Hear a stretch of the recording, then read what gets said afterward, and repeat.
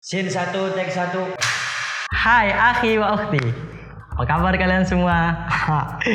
Nggak terasa kita udah tahun baru dong, tahun baru Hijriah ya kan?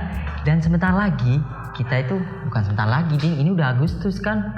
Berarti udah merdeka dong, yang keberapa? 76, merdeka.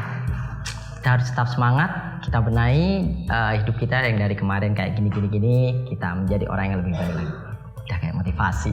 Nah, yang akan kita bahas kali ini, pernah nggak sih kalian tuh mikir gini, selama kalian dari kecil belajar sholat sampai kalian dewasa, sampai sekarang umur kalian sekarang entah berapa, yang lahiran 90, 2000 atau entah itu, pernah nggak kalian tuh mikir sholatnya udah pernah khusyuk?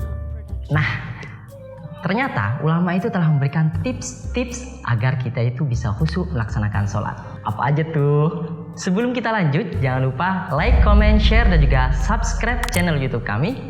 Dan juga tekan pula tombol notifikasinya agar kalian gak ketinggalan dengan video-video kami selanjutnya. Intro!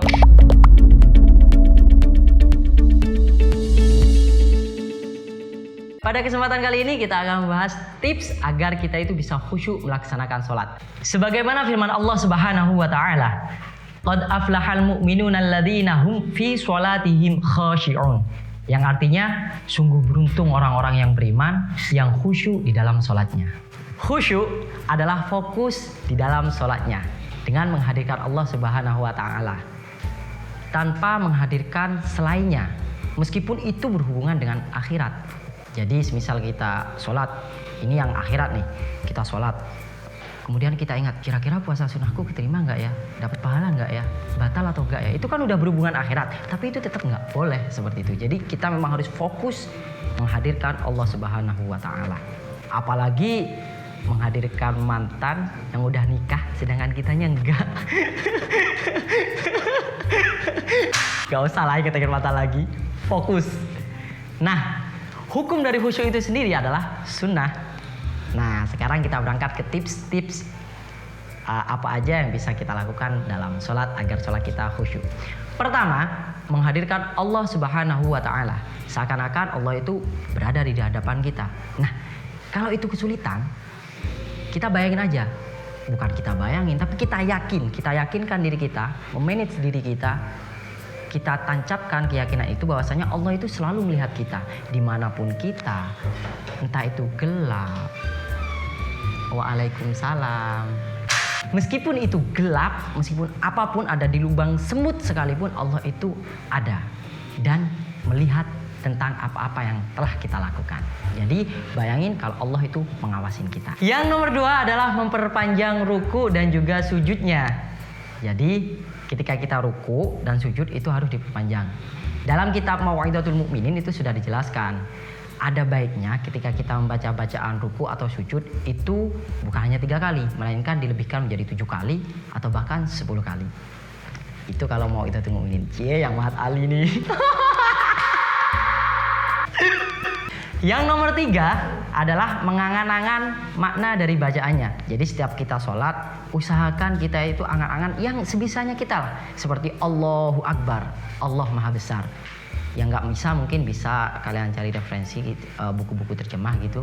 Jadi usahain kalau kalian itu bisa mengangan-angan terhadap bacaan kalian sendiri. Insya Allah bisa deh.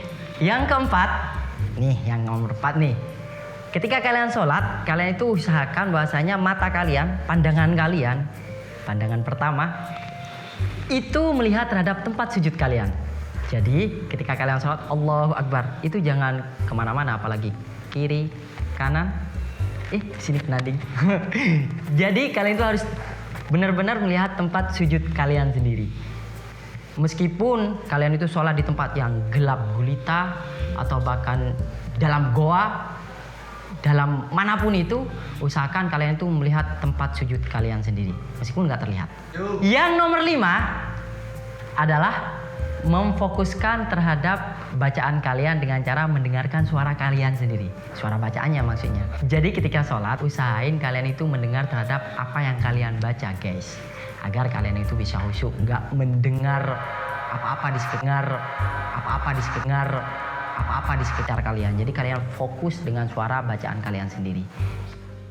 Kalau kok nanti suara si dia itu menggema-gema dalam telinga, udah, itu syaitan.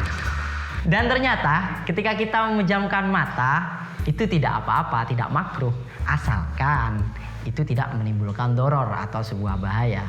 Jadi kalau kok kalian itu nanti memejamkan mata, sholat memejamkan mata, tapi itu menimbulkan sebuah doror, maka nanti hukumnya makruh, guys.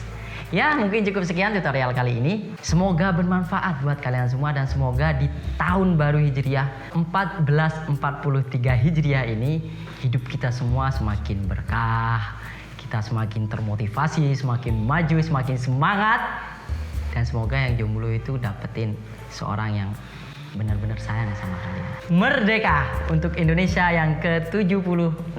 Semoga bangsa kita semakin jaya. Nabi bersabda, "Ballighu anni walau ayah." Assalamualaikum warahmatullahi wabarakatuh.